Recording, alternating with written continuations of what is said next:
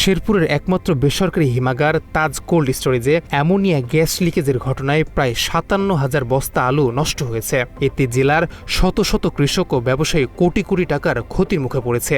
দ্রুত ক্ষতিপূরণ এবং ঘটনার সুষ্ঠু তদন্তের দাবি জানিয়েছেন ক্ষতিগ্রস্ত ব্যবসায়ী ও কৃষকরা। স্থানীয় সূত্রে জানা গেছে, শেরপুর সদর উপজেলার বেসিক শিল্পনগরীতে অবস্থিত তাজ কোল্ড স্টোরেজে প্রায় ১,৭৩,০০০ বস্তা আলু সংরক্ষণের সক্ষমতা রয়েছে। গত ১৪ জুলাই রেফ্রিজারেশন ইউনিটের একটি পাইপ ফেটে অ্যামোনিয়া গ্যাস লিক হয়ে হিমাগারের ৩টি সংরক্ষণ চেম্বারের মধ্যে দ্বিতীয় চেম্বারে রাখা প্রায় ৫৭,০০০ বস্তা অর্থাৎ প্রায় ৩,১০০ মেট্রিক টন আলু নষ্ট হয়ে গেছে। এতে অনেক কৃষকের খাদ্য ও বীজের আলু সম্পূর্ণ নষ্ট হয়ে যাওয়ায় তারা চরম আর্থিক সংকটে পড়েছে। ক্ষতিগ্রস্ত কৃষক ও ব্যবসায়ীরা জানায়, ভালো দামের আশায় এবং পরবর্তী মৌসুমে বীজ হিসেবে ব্যবহারের জন্য তারা আলু সংরক্ষণ করেছিলেন, কিন্তু এই দুর্ঘটনায় বড় ধরনের লোকসানের মুখে পড়তে হয়েছে।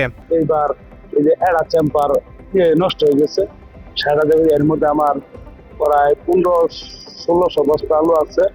আলুগুলা করে গায়েব হয়ে গেছে। গত বছর ব্যবসা করতে পারি নাই। আসলে আমি মূলত ব্যবসা করি আলু ব্যবসা করে একবারে পঙ্গু হয়ে গেলাম। করোনা কিছু নাই, মানে আমার জীবনটাই পঙ্গু আর আসলে। লোকাল আলুগুলো ঢোকাই নাই, বীজ আলুটা ঢোকাইছি ১১৬ বস্তা আলু, কার্টন আলু।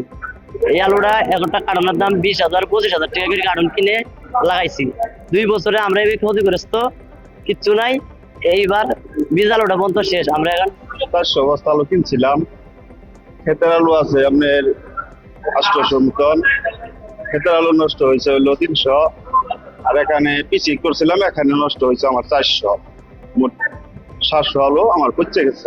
কৃষি সম্প্রসারণ অধিদপ্তরের তথ্য অনুযায়ী চলতি মৌসুমে শেরপুর জেলায় ৫,০৪৫ হেক্টর জমিতে আলু চাষ হয়েছে এবং উৎপাদন হয়েছে প্রায় ১,৯০০ মেট্রিক টন। সরকারি ২ হিমাগারে ধারণ ক্ষমতা সীমিত হওয়ায় জেলার অধিকাংশ কৃষক তাজ কোল্ড স্টোরেজের উপর নির্ভরশীল। এদিকে নষ্ট হওয়া আলু বাজারে গেলে জনস্বাস্থ্যের ঝুঁকি তৈরি হতে পারে বলে আশঙ্কা প্রকাশ করছে সংশ্লিষ্টরা। এ কারণে বাংলাদেশ নিরাপদ খাদ্য কর্তৃপক্ষ আলুর নমুনা সংগ্রহ করে পরীক্ষাগারে পাঠিয়েছেন বলে জানা গেছে।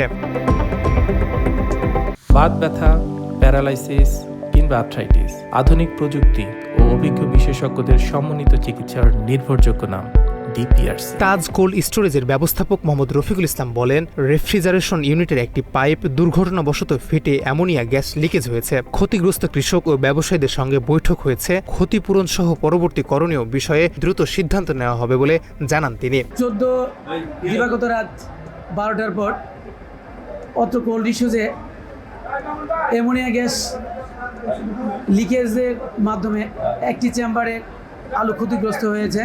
ওই চেম্বারে আলুর বস্তার পরিমাণ প্রায় ৫৭,০০০। আজ এই চেম্বারে যেসব আলু চাষি এবং ব্যবসায়ী মজুদ সংরক্ষণ করেছেন তাদেরকে নিয়ে আলোচনাটা করলাম, সেটা হচ্ছে এই ক্ষতিগ্রস্ত মজুদদারদেরকে নিয়ে কোম্পানি এবং মজুদদারদের সমন্বয়ে আগামী বৃহস্পতিবার আমরা বসে একটা যথোপযুক্ত সিদ্ধান্ত উপনীত হব। শেরপুর জেলা কৃষি সম্প্রসারণ অধিদপ্তরের উপপরিচালক মোহাম্মদ শাকুয়াত হোসেন বলেন, জেলা প্রশাসকের নির্দেশনায় ঘটনাস্থল পরিদর্শন করা হয়েছে। পরীক্ষার ফলাফল ও তদন্ত প্রতিবেদন পাওয়ার পর প্রয়োজনীয় ব্যবস্থা নেওয়া হবে বলে আশ্বাস দেন এই কর্মকর্তা। কোল্ড স্টোরেজের ধারণ ক্ষমতা তথ্যমতে ১০,০০০ মেট্রিক টন। মূলত এটি অ্যামোনিয়া গ্যাস নিঃসরণের জনিত কারণে এখানে আলুর কিছু পতন হয়েছে, যেটা আমরা কর্তৃপক্ষের মাধ্যমে জানতে পারলাম। এইখানে সর্বমোট হচ্ছে যে ২ নম্বর চেম্বার যেটি অ্যামোনিয়া গ্যাস নিঃসরণের জন্য আলু সংরক্ষিত যে আলু, সেটাতে তাদের তথ্যমতে প্রায় ৩,১৩৫ মেট্রিক টন, আনুমানিক প্রায় ৫৭,০০০ বস্তা এখানে কৃষকের আলু সংরক্ষিত ছিল। তাদের তথ্যমতে প্রায় ৪০০ থেকে ৪৫০ জন কৃষকের আলু সংরক্ষিত ছিল। আমি তাদেরকে প্রশ্ন করছি যে আলুগুলো বীজ আলু বা খাবার আলু কিনা। তারা বলছে এখানে আলু হিসাবে তারা সংরক্ষণ করে।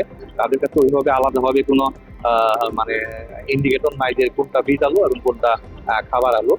তারপরেও এখানে কৃষক ক্ষতিগ্রস্ত হচ্ছে। অবশ্যই আমরা এই বিষয়ে যথাযথ কর্তৃপক্ষের মাধ্যমে এই বিষয়গুলো যেন যারা ক্ষতিগ্রস্ত হয়েছে, বিশেষ করে আমাদের কৃষক ক্ষতিগ্রস্ত হয়েছে, অবশ্যই যেন কৃষক তার ন্যায্য ক্ষতিপূরণটা পায়, সেটা আমরা আমাদের মন্ত্রণালয় তথা আমাদের অধিদপ্তরের মাধ্যমে যতটুকু করণীয় আছে আমরা জেলা প্রশাসন সহ অন্যান্য যে প্রশাসন আছে এই কোল্ড স্টোরেজ সম্পর্কে তাদের সাথে আলোচনা করে এটা ব্যবস্থা গ্রহণ করার জন্য আমরা কার্যক্রম চালিয়ে দেব। এদিকে ক্ষতিগ্রস্ত কৃষক ও ব্যবসায়ীদের দাবি দ্রুত ক্ষয়ক্ষতির সঠিক মূল্যায়ন করে ক্ষতিপূরণ নিশ্চিত করতে হবে এবং ভবিষ্যতে এমন দুর্ঘটনা এড়াতে দায়ীদের বিরুদ্ধে কার্যকর ব্যবস্থা গ্রহণের দাবি স্থানীয় কৃষক ও ব্যবসায়ীদের।